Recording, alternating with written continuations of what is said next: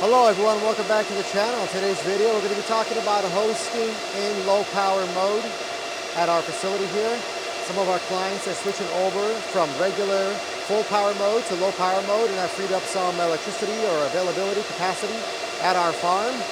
And so that gives us the ability to host even more clients. So if you're interested in that, you know what to do. Hit like on the video, subscribe to the channel. Go to cryptollc.org if you're looking to host with us. If you're looking to host with us in low power mode, looking to build a farm or buy asics, whatever you're looking for, we have all of that at cryptollc.org. Before we get started, Bitcoin saves your wealth and Jesus Christ saves your soul.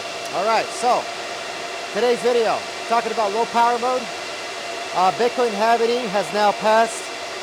It's behind us now. Everyone is getting half the Bitcoins. That means that if you have a miner that is not efficient, like an S17 or a really old, Watts miner, you have very bad efficiency, it's going to be probably hard to make a profit, or maybe you'll be at the break-even point. So if you're on S19s, which these are S19 95 terahash right here, all these miners, if you are on these miners, right now is a great time to switch over to low power mode and just mine in low power mode. Now, what is the difference between low power mode and a regular mode? So in a regular mode, you're getting 35 watts a terahash. These are 95 terahash units. So you're gonna take 95, times it by 35, and that'll give you the power usage. When you run in the low power mode, it's gonna be around, depending on the outside temperature, that has a direct impact on efficiency, but you'll be around 26, 25, 26, 27, around there in terms of efficiency. So you're going from 35 to 25, 26, 27 in efficiency. That is very close to an S19K. Very close. S19K is 23.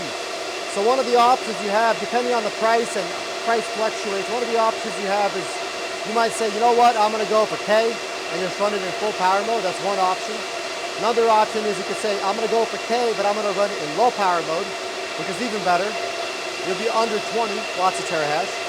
A third option would be, I'm going to get S19J Pro, and I'm going to run them in low power mode. By the way, a J Pro in regular mode gets 30 watts a terahash, and then in low power mode, they get 23 watts a terahash. So that is the same, actually it's 22.5. It's a little bit better than a K, but basically around the same level as a K. So the option here is you can get a K or just get an S19J Pro and run it in low power mode. Obviously depends on price. So if you get two J Pros for the price of one K, you're better off with a K, because with a K you're going to have 67 terahash times 2, it's 134 terahash. And if you got that for the same price as a S19K, which is 115, 120 terahash, you can see that you're getting about 13 terahash more if the price is the same, which is an option you can do. Some of the benefits of running in low power mode versus running in full power mode, let's say take the comparison of a K in full power mode and compare it to S19J Pro in low power mode.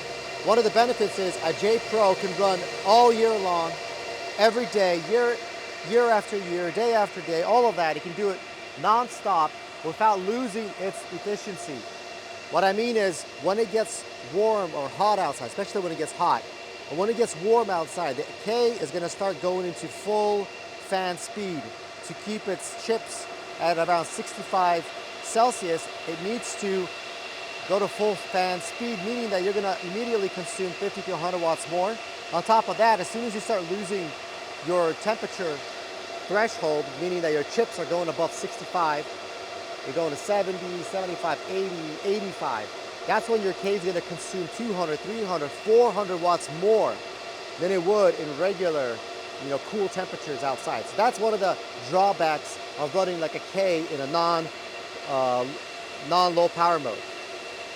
That's one of the negatives. So in the summertime, you're not going to get 23 watts terahash. You're probably going to get 25, 26, 27 watts terahash, especially if you have a mining farm out like in a hot area.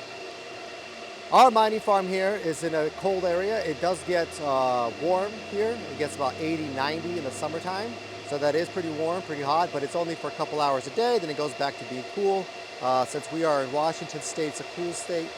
And so that's not really a big issue, but it's still there.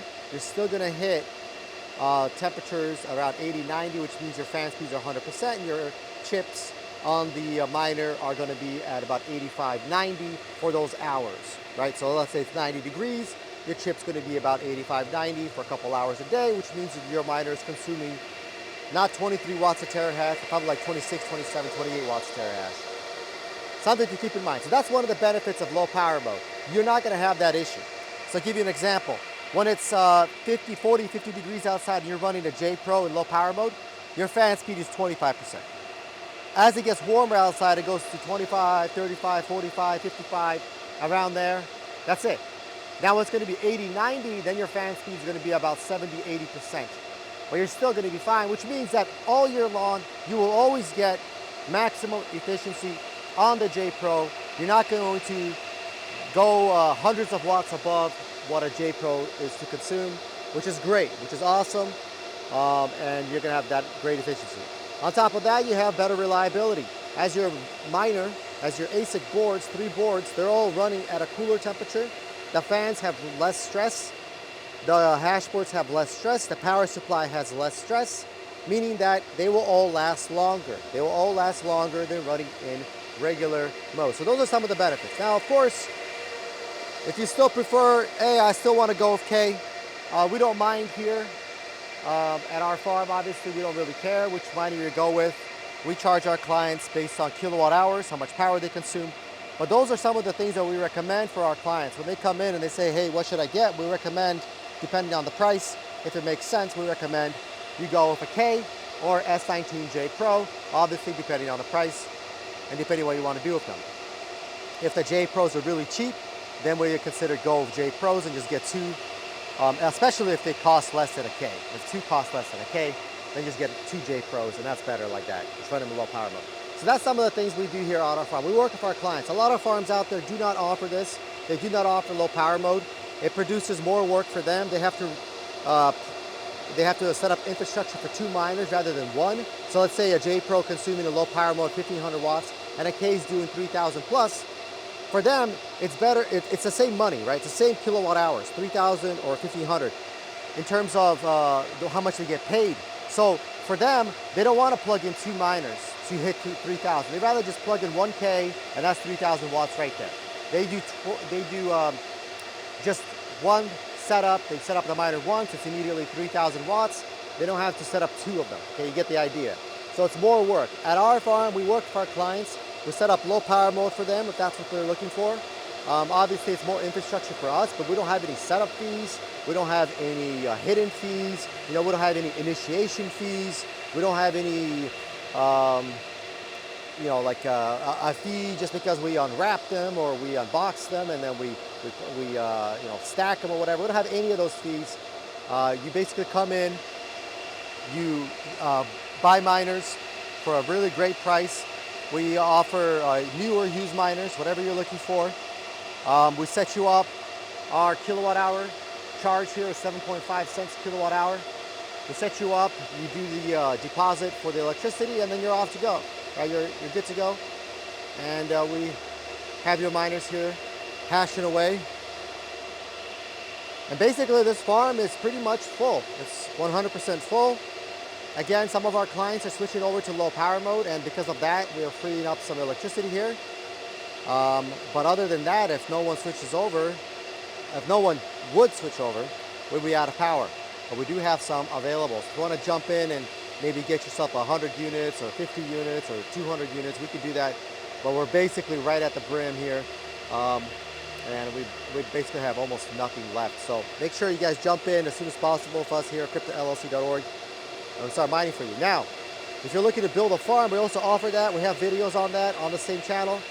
So if you're looking to build a farm, watch one of those videos where we talk about that, how we can set that up for you and get your farm ready to go. So once your hosting contract is over with us, then your mining farm should be ready by then. And then we just transfer over your miners directly from this farm right, directly from this farm over here, and we just transfer to wherever your newly built farm is located. It could be located in the same state, maybe it's in a different state. Wherever it is, we just ship your miners over there and have you mine over there.